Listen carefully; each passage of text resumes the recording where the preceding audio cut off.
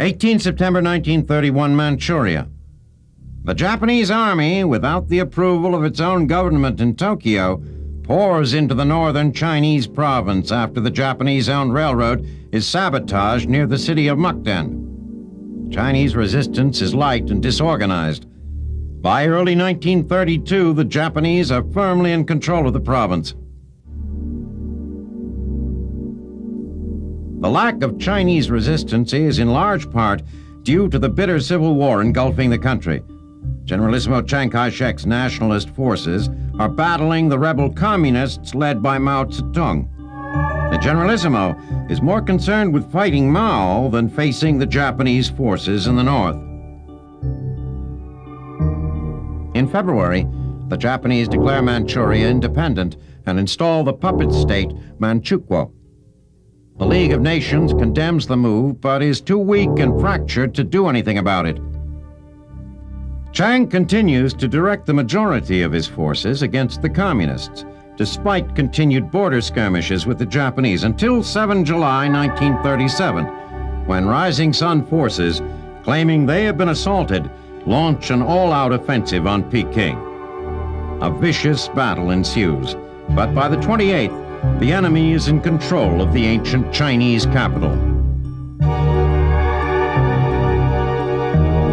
On 13 August, Japanese land, air, and naval forces launch an assault on the vital central coastal city of Shanghai, throwing 200,000 troops against the city. The Chinese resist fiercely for nearly 3 months, until 8 November, when the Japanese wrest it from their control.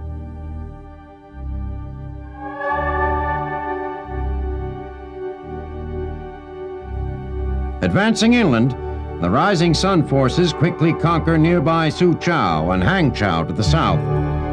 They drive up the Yangtze River toward the provincial capital, Nanking. As the enemy draws near, Chiang moves the capital east to Chongqing. The Japanese air forces viciously bomb the civilian sectors of Nanking.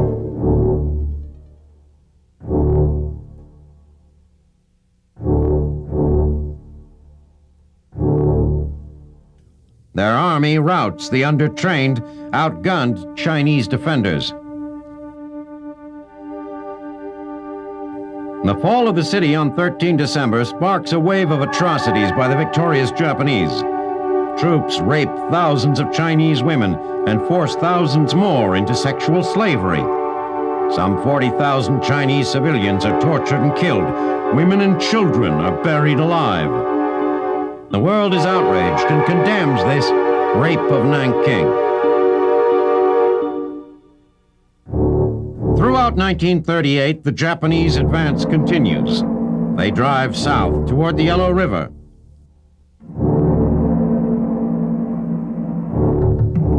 In central China, they drive inland, up the Yangtze as far as Hankow, which they occupy on 25 October. Although their forces are advancing with relative ease, they seldom win a decisive victory. The Chinese virtually melt away before them, only to reappear as guerrilla units harassing their flanks. By the end of 1939, Japanese leaders are beginning to realize a quick victory will not be possible. They decide to stop their advance, offer Chiang peace terms, and reap the economic rewards of the areas already under their control. Chiang flatly refuses all offers of peace. The Japanese react by enforcing a strict air and naval blockade, denying the Chinese badly needed supplies. Chiang, meanwhile, is content to sit. He is carefully watching the outside world and believes the Japanese aggression and the events in Europe will soon catapult the world into war. With that war, Chiang believes, will come the allies he so desperately needs, and a chance to truly combat the Japanese occupiers.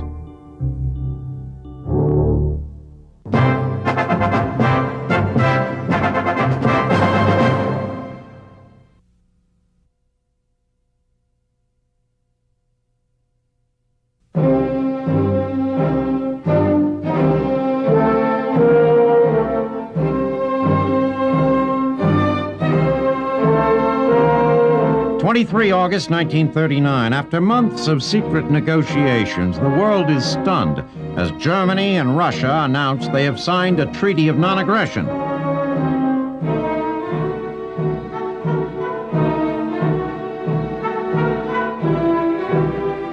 The former arch-enemies agree not to attack one another or to support any third party that might attack the other.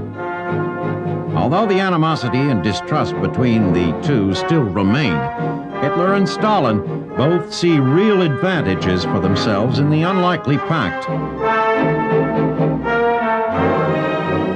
For Hitler, it is the key to Poland.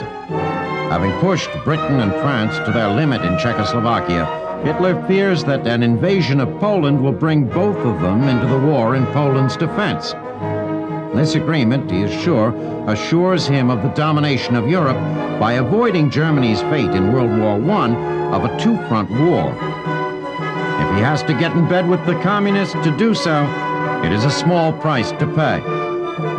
Ensuring Russia's neutrality in such a war would mean he could concentrate all of his newly acquired military might on Western Europe. With Britain and France under his boot, it would be easy to turn his forces loose on the Bolsheviks. Stalin, left out of the negotiations over the fate of Austria and Czechoslovakia, believes that the West is conspiring against him. The Russian dictator sees the pact with Hitler as assurance he will not have to face a united Britain, France, and Germany. Though he does not trust Hitler and believes he will have to confront him eventually, he hopes this pact will buy him the time he needs to build up his armies. The leaders of the Western democracies, who had always imagined that Russia would serve as a kind of insurance policy against the Nazis, are left facing Hitler's ever-increasing armies alone. They know they risk total defeat by declaring war in the defense of Poland, but their naivete about the wisdom of appeasing Hitler has faded. They believe that with the strokes of their pens, Hitler and Stalin have signed away any hope for peace in Europe.